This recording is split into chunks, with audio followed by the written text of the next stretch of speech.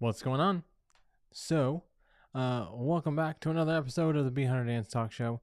Um, Today, you and I are going to have a conversation about musicality specifically. Last week, I introduced what PKC was, the origins of it, how I started it, what it was doing, what I was doing when I created it, what it does, and a general overview of the 5 steps. And now we're going to dive into each step and give you an example on Wednesdays. So it's going to be very fun. It's going to be a very fun couple of weeks as we dive into what exactly it is and how it relates to dance and how it's different from getting training elsewhere. But first, my name is Joel Casanova. I am the creator and founder of Beat Hunter Dance, and this talk show exists to help your dance journey be healthy, productive, and 100% yours. So, welcome. It's time to dive in. Okay, let's start from the very beginning. PKC stands for the Personal Kinetic Curriculum. The Personal Kinetic Curriculum is a curriculum that I wrote in order to build dancers' personal style. So instead of just dancing just to dance or figuring out what it is that you do, you are intentionally growing yourself in dance and intentionally building your personal style so that you can express yourself in a way that's organic, that's authentic, that is specifically you. Because if we just have a body dancing, that can be replaced with anyone. But as soon as you specifically are dancing, as soon as Joelle, John, Mary, Sally, Grayson, Sarah, whoever, as soon as they are dancing themselves specifically, they are automatically irreplaceable. And we see great dancers have this like unique presence to them, but we're just like stumbling through our dance journey hoping that we like come across it and be like, oh, this is who I am. And my whole philosophy, my whole thought process is like, let's intentionally build this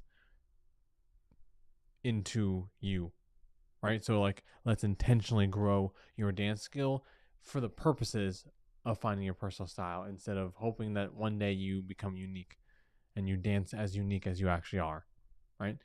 That's inefficient. Let me say that. It's an inefficient way of teaching.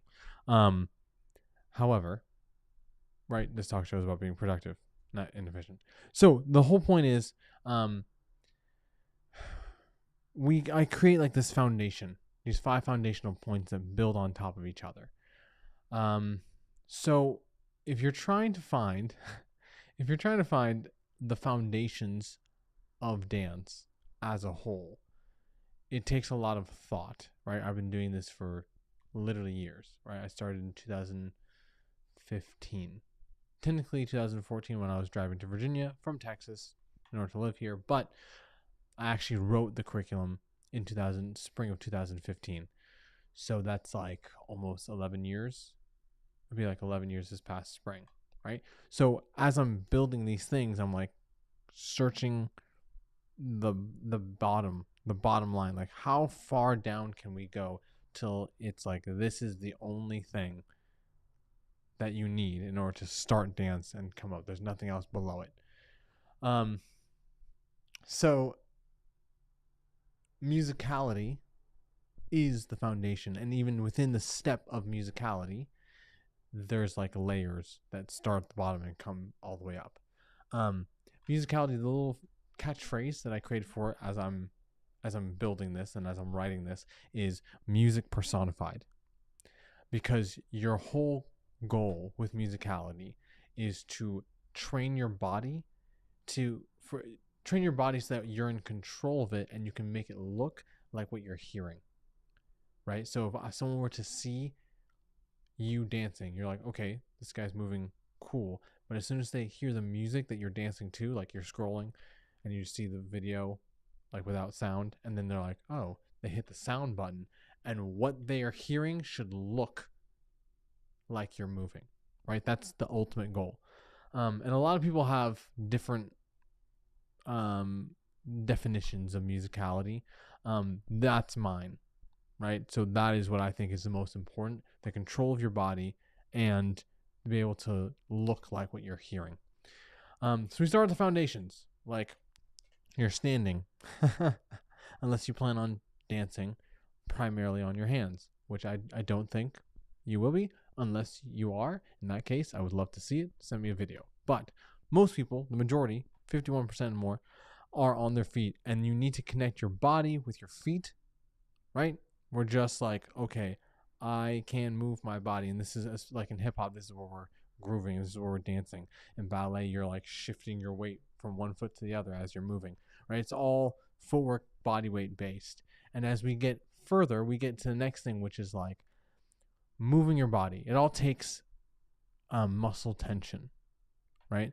And how much muscle tension you are giving is what is actually helping you control your body, right? Because most people are like, I'm like, what are you doing while dancing?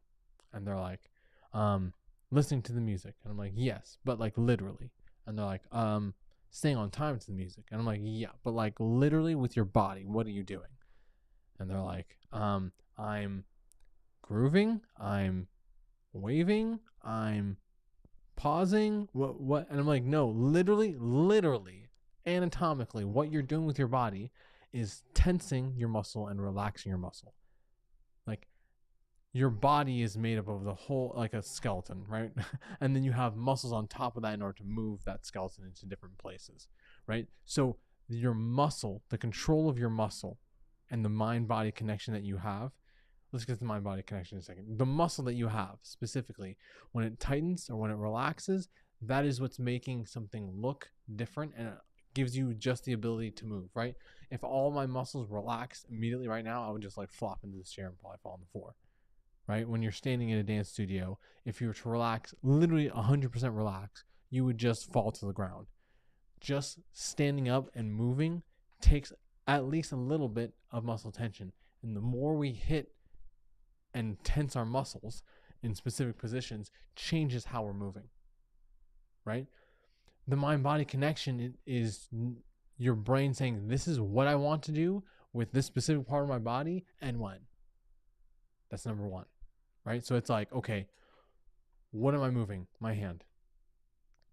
Where am I moving it to? In front of me, to the side, up, down, left, right, all these different things, right?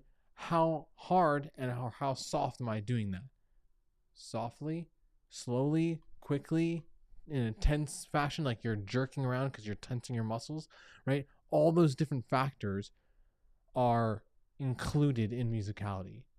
Musicality is the foundation of everything, basically, and at least in terms of dance.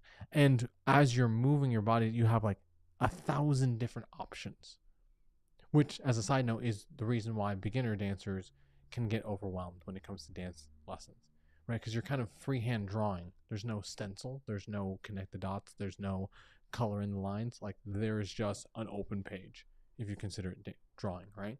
And so you're learning a dance lesson and you're like, hey, take your leg to the left. And you're like, where specifically to the left? Exactly how am I doing this? Should I be shifting my weight? Should I not be shifting my weight? Should it be slow? Should it be fast? Should it be tense? Should it be soft? There's so many options. You have so many options.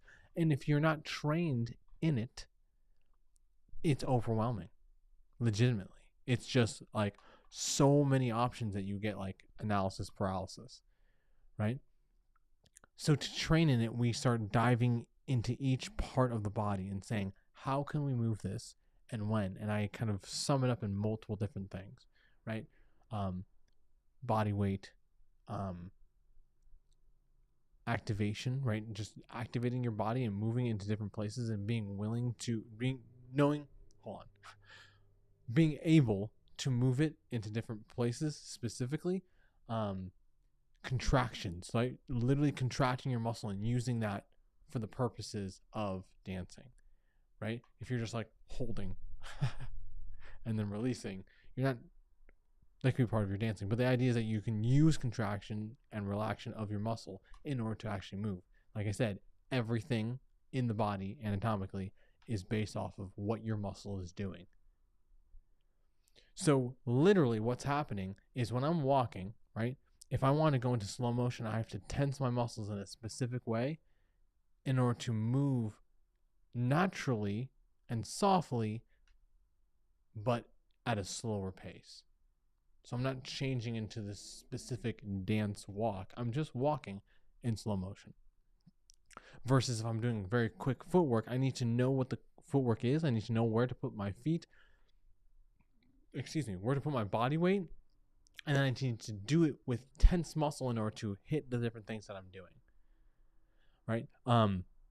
That's like the first half. Right? The second half, there's like two parts of it.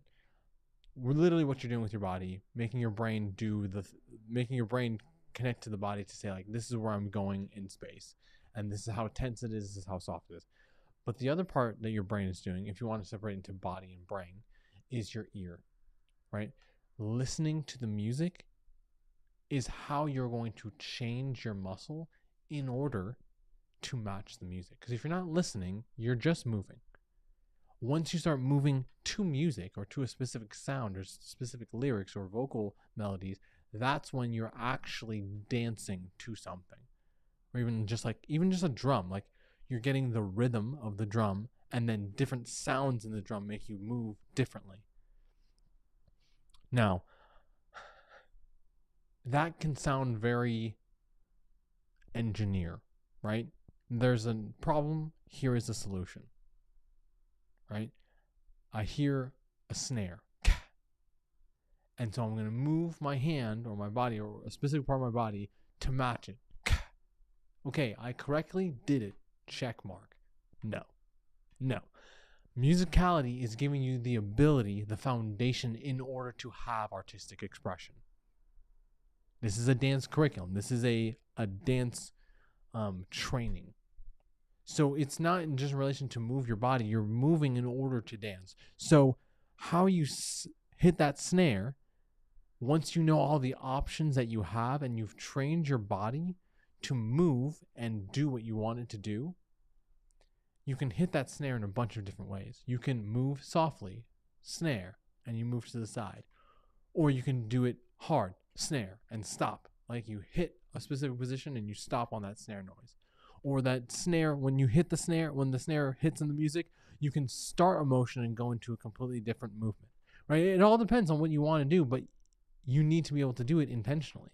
That's what musicality gives you, right? So you learn these concepts in order to grab them and put them somewhere in what it is that you're doing.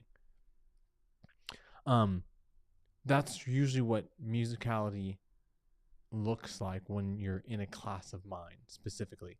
As you're taking the class, you first start off by changing your body weight into your feet and then saying, I'm going to move in a specific way. So later on, outside of class, because dance is not for a dance class, dance is for dancing outside in the real world, in the wild, right? As you're taking these classes, you're moving in a way that you want to because you can now. Right? So I'm like, I want to just relax. This is a groovy song. I'm going to relax my muscles, and I'm moving through space. I'm taking steps forward and back and side to side and moving my torso, moving my arms in a way that matches the music that I want to do. Right? 2 different people, 3 different people, 4 different people, no matter how many people you add to the equation, there's a different interpretation of the music based off of how many people we're considering, right? If there's one person, they have 1,000 different options, right? Then you have a second person added. Now you have 2,000 different options, then 3,000 different options, then 4,000. There's all different parts of the things that you want to do. Actually, there's a YouTube series by Steezy. Steezy is a online dance training platform. They have this YouTube channel. They have this YouTube series on their YouTube channel that's called One Song, 3 Choreographers. And so they take one specific song and they say, okay, without thinking about anyone else, you're going to choreograph to this song. And they give the same song to 3 different people. And then you get to see how each person interpreted the music. And it's such a beautiful example of expressing uniqueness because you see the exact same sounds interpreted completely different, and you see them because you see the choices that they made. The foundation of what that is musicality. can I listen to this song and move in a way that matches this? Now, how do I want to do that? Right? It's a really fascinating example is for me, especially because I'm seeing everyone interpret it differently. Also, there's different levels. Finally, just to wrap it up, based off of where you are in your dance journey, musicality is the foundation, and you start, because there's layers within musicality, you start at a specific foundation based off of your dance ability, right? Like, I'm here in my dance skill because I just started dancing last week, and I found B100 Dance, and I'm going to sign up for musicality classes or personal kinetic curriculum. I'm going to go through the personal kinetic curriculum. I want to build my musicality. You're going to start at a specific place versus someone who's been dancing for years, and they're like, hey man, I want to get training.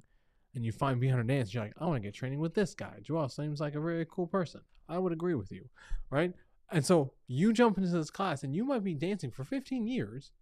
You're still going to get the same training, but at a different caliber, right? And so everyone is coming in a different place. So it's very malleable based off of who you are and how you're stepping into the class. So that's the foundation of everything. Now, Wednesday, I'm going to give you an example of literally what that looks like. So you're not just hearing the theory, you're not just hearing what it is. I can explain it to you while you're watching someone dance. Okay? It's going to be awesome. One thing to note as you're doing all of this is that everything rolls over, right? So when I show you someone dancing, they're going to have multiple steps happening at the same time. Musicality, diversity, expression, freestyle, choreography, if they're doing choreography. But I'm going to give a specific example of one thing, right? As you go through the personal kinetic curriculum, everything rolls over. So the assumption once you get to diversity is that you've done musicality. And the assumption of expression is that you've done diversity and musicality and diversity. The assumption of freestyle, musicality, diversity, expression, etc. Right? Until it all rolls over into choreography where everything is being used. So that's why musicality is the foundation, because the listening and the control of your body is being used in diversity, and diversity is being used in expression, and just constantly rolls over. These foundational things are cumulative, and that's how dance is learned, right?